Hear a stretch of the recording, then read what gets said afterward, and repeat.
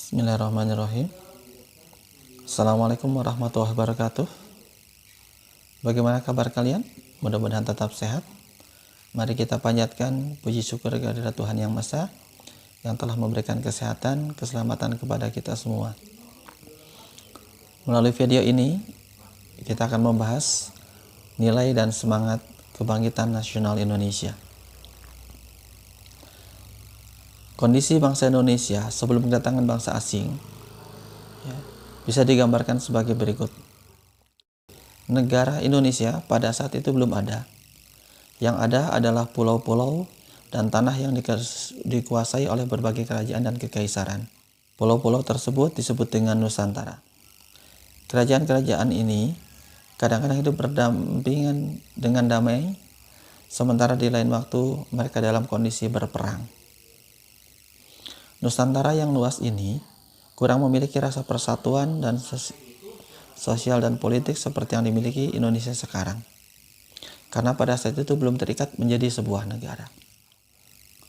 Kemudian datang ke bangsa-bangsa asing ke wilayah Indonesia. Salah satunya adalah bangsa Belanda. Bangsa Belanda datang ke Indonesia dengan tujuan awal, yaitu hendak berdagang dan mendapatkan keuntungan. Setelah itu tercapai, mereka meningkatkan tujuan mereka untuk memperoleh ketentuan tempat berpijak untuk berdagang. Maksudnya adalah bahwa mereka ingin tempat yang menetap. Maka oleh Belanda dibuatlah kota Batavia sebagai pusat perdagangan mereka.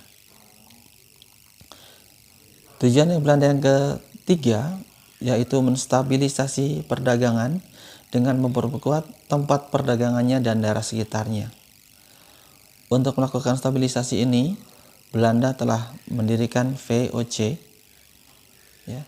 dengan tokohnya yaitu Jan Pieterszoon Koen. Tujuan yang keempat, meluaskan daerahnya untuk mendapatkan bahan-bahan yang diperlukan untuk kepentingan perdagangannya.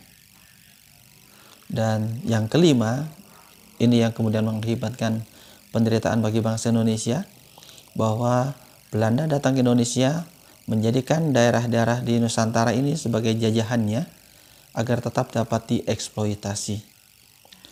Eksploitasi adalah upaya untuk mengambil manfaat yang ada di dalam bangsa Indonesia untuk kepentingan Belanda. Seperti kalian ketahui bahwa untuk memantapkan keadaannya di Indonesia, bangsa Belanda mendirikan VOC dengan tokohnya Jan Pieterszoon Koen. Ini adalah organisasi perdagangan Belanda untuk melakukan monopoli perdagangan di wilayah Nusantara. Kemudian untuk mencapai stabilisasi dan meningkatkan pendapatan, Belanda dengan tokohnya Johannes van den Bosch itu melakukan sistem tanam paksa, di mana bangsa kita diwajibkan untuk menanam tanaman yang dibutuhkan oleh Belanda dalam perdagangannya. Selain itu, bangsa Belanda juga menerapkan sistem kerja paksa atau yang disebut dengan Rodi, dengan tokohnya adalah Herman William Daendels. Dalam sistem kerja paksa ini, bangsa kita dipaksa untuk membuat jalan, pelabuhan, jembatan, yang kesemuanya itu digunakan untuk kepentingan bangsa Belanda. Baru kemudian muncul politik etis dengan tokohnya Konrad Theodor van Deventer. Penjajah Belanda memiliki sifat dan sikap sebagai berikut. Yang pertama, memecah belah dan menguasai, divide et impera. Bahasa Indonesianya melakukan politik adu domba, di mana bangsa kita satu sama lain itu dibuat bermusuhan, kemudian berperang, dan salah satunya akan kalah. Belanda akan memimpin mendekati salah satu pihak yang bertikai sehingga akan mendapatkan keuntungan. Untuk mendapatkan kemenangan, Belanda membantu pihak yang mereka pilih itu untuk dipersenjatai sehingga lebih kuat dari pihak yang lain. Sikap penjajah Belanda yang kedua adalah membodohkan rakyat. Rakyat yang pintar, rakyat yang cerdas itu akan melakukan perlawanan. Sedangkan rakyat yang bodoh akan mengikuti saja apa yang diinginkan oleh penjajah Belanda. Oleh karena itu, Belanda sebagai penjajah di Indonesia tidak memberikan kesempatan pendidikan yang luas bagi bangsa Indonesia. Sikap yang ketiga dari penjajah Belanda adalah angkuh. Mereka menganggap bahwa mereka adalah bangsa yang lebih bernilai dibandingkan dengan bangsa Indonesia. Kulit putih lebih berharga dibandingkan dengan kulit sawo matang atau bahkan kulit hitam. Sikap yang keempat, bangsa Belanda menganggap bahwa kesatuan hanya mungkin di bawah naungan negara Belanda Indonesia. Dalam pemahaman mereka, negara Indonesia tidak mungkin berdiri sebagai bangsa yang merdeka. Nah, sikap-sikap Belanda ini dengan perlakuannya menggunakan sistem tanam paksa, sistem kerja paksa, ini mengakibatkan penderitaan yang cukup parah bagi bangsa Indonesia. Oleh karena itu, para pemimpin bangsa Indonesia menyadari pentingnya perlawanan terhadap Belanda. Mengapa? Karena penderitaan yang dialami bangsa Indonesia serta keadaan rakyat yang menyedihkan dalam bidang ekonomi, sosial, dan politik menyebabkan kesadaran dan kebangkitan nasional. Maka di beberapa daerah dengan beberapa tokoh pemimpinnya melakukan perlawanan terhadap Belanda. Bisa disebutkan diantaranya yaitu perlawanan di Bolaang Mongondo, perang perlawanan Patimura, perang perlawanan di Palembang, perang perlawanan Imam Bonjol, perang perlawanan Pangeran Diponegoro, perang perlawanan di Bali, perang perlawanan Sisingamangaraja, perang perlawanan Hasanuddin, dan lain-lain. Sangat banyak sekali. Sangat disayangkan bahwa perlawanan terhadap Belanda ini tidak berhasil sesuai dengan harapan. Mengapa? Karena perlawanan-perlawanan yang dilakukan ini bersifat parsial, bersifat sporadis, hanya sebagian kecil. Dan ingat, politik Belanda yang awal melakukan pecah belah, divide et impera. Oleh karena itu, kita butuh persatuan. Ya. Maka kebangkitan nasional menjadi kunci dari itu semua. Ada salah seorang tokoh bangsa Indonesia yang bernama Dr. Wahidin Sudirohusodo. Beliau adalah seorang dokter Jawa di Yogyakarta. Beliau ini termasuk golongan priyayi rendahan. Golongan priyayi adalah golongan masyarakat yang berasal dari keluarga kerajaan, keluarga sultan, dan tinggal sekitar keraton. Dr. Wahidin Sudirohusodo bersemboyan hendak meningkatkan martabat rakyat. Salah satu cara untuk membebaskan diri dari penjajahan, rakyat harus cerdas. Ini sebagai jawaban dari sikap Belanda yang ingin membodohkan rakyat Indonesia. Karena itu, Dr. Wahidin Sudirohusodo mengadakan kampanye di kalangan priyayi di Pulau Jawa pada tahun 1906 sampai dengan 1907. Tujuannya adalah untuk membentuk dana pelajar.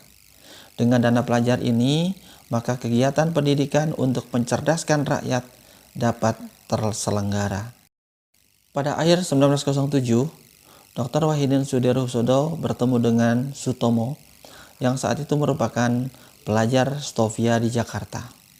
Stovia adalah salah satu sekolah yang didirikan Belanda untuk kepentingan bangsa Belanda, tapi diberikan juga kepada bangsa Indonesia untuk menjadi dokter. Pertemuan Dr. Wahidin Sudirohusodo dengan Sutomo memperbincangkan nasib rakyat di bawah penjajahan Belanda. Dan perbincangan ini berpengaruh besar pada diri pemuda Sutomo.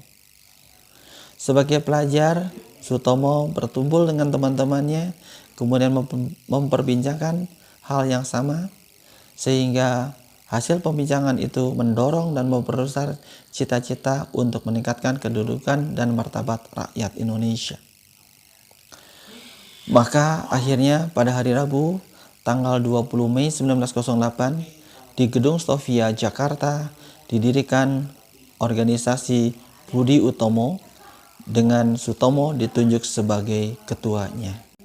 Dari bulan Mei sampai dengan awal Oktober 1908, Budi Utomo merupakan organisasi pelajar dengan para pelajar Stovia sebagai intinya. Tujuannya adalah untuk kemajuan bagi Hindia. Maksudnya adalah para penduduk yang dijajah oleh Belanda, di mana jangkauan geraknya terbatas pada penduduk Pulau Jawa dan Madura, dan baru kemudian meluas untuk penduduk Hindia seluruhnya dengan tidak memperhatikan perbedaan keturunan, jenis kelamin, dan agama. Setelah cita-cita Budi Utomo mendapat dukungan makin meluas di kalangan cendekiawan Jawa, maka pelajar itu menyingkir dari barisan depan, maksudnya mengundurkan diri dari pengurus Budi Utomo, agar generasi yang lebih tua memegang peranan bagi gerakan itu. Ketika Kongres Budi Utomo dibuka di Yogyakarta, maka pimpinan beralih kepada generasi yang lebih tua, yang terutama dari priayi-priayi rendahan. Mengapa pilihan pengurusnya jatuh pada priayi-priayi rendahan? Oleh karena bahwa priayi-priayi rendahan itu bisa diikuti oleh masyarakat yang luas. Pengurus Budi Utomo memiliki beberapa unsur. Ada unsur yang radikal, ada unsur yang filosofis, dan ada seorang pejabat. Salah satu unsur radikal dan berserak politik adalah Dr. Cipto Mangunkusumo, yang namanya diabadikan menjadi sebuah nama rumah sakit di Jakarta, yaitu RSCM, Rumah Sakit Cipto Mangunkusumo. Ini sebagai penghargaan terhadap jasa-jasa Dr. Cipto Mangunkusumo dalam membangkitkan bangsa Indonesia melalui Budi Utomo. Kemudian tokoh berikutnya yang bersifat filosofis ada Dr. Rajiman Wadya-Diningrat. Kalian masih ingat bahwa Dr. Rajiman Wadya-Diningrat kemudian menjadi ketua BPUPKI. Selanjutnya ada Tirto Kusumo, seorang bupati yang lebih banyak memperhatikan reaksi dari pemerintah kolonial daripada memperhatikan reaksi dari penduduk pribumi. Pada akhir 1909, Budi Utomo mempunyai cabang di 40 tempat dengan jumlah anggota 10.000 orang. Jika dibandingkan dengan pada masa ini, angka 10.000 orang itu adalah kecil, ya. Tetapi jika perbandingannya dengan jumlah penduduk Indonesia pada saat itu, dibandingkan dengan jumlah penduduk Pulau Jawa pada saat itu, maka 10.000 itu merupakan angka yang besar. Apalagi kalian ketahui bahwa pada saat itu jaringan komunikasi belum ada, ya, dalam arti belum ada telepon, apalagi telepon genggam, seluler, dan seperti sekarang. Jalur transportasi pun masih agak sulit, sehingga angka 10.000 itu adalah sebuah prestasi yang luar biasa. Nah, pada akhir tahun 1909 ini ditentukan bahwa Budi Utomo tidak akan berlibatkan diri dalam kegiatan politik. Bidang kegiatannya hanya mencakup bidang pendidikan dan budaya. Setelah Budi Utomo, berdirilah organisasi-organisasi lain seperti Syarikat Islam, Indisi Partij, Yong Java, Yong Sumatera, Yong Batak, Yong Ambon, dan organisasi-organisasi lainnya. Oleh karenanya, Budi Utomo disebut sebagai organisasi yang memberikan inspirasi bagi perjuangan kemerdekaan melalui organisasi modern. Maka sudah sepantasnya Insinyur Soekarno sebagai Presiden pertama Republik Indonesia memberikan penghargaan dengan menjadikan tanggal berdirinya Budi Utomo sebagai Hari Kebangkitan Nasional. Oke, itulah materi kita tentang kebangkitan nasional. Oke, untuk mengetahui pemahaman kalian tentang materi dari video ini, kalian bisa ikuti tes pada link Google Form yang telah disediakan berikut ini, dan kalian bisa ketahui bagaimana tingkat pemahaman kalian terhadap materi ini. Jika nilai kalian telah mencapai angka yang sangat memuaskan, berarti pemahaman kalian sangat baik. Tapi jika masih kurang, silahkan bisa putar kembali video ini. Terima kasih telah menyaksikan video pembelajaran PPKN kelas 8 semester 2 dengan tema Nilai dan Semangat Kebangkitan Nasional.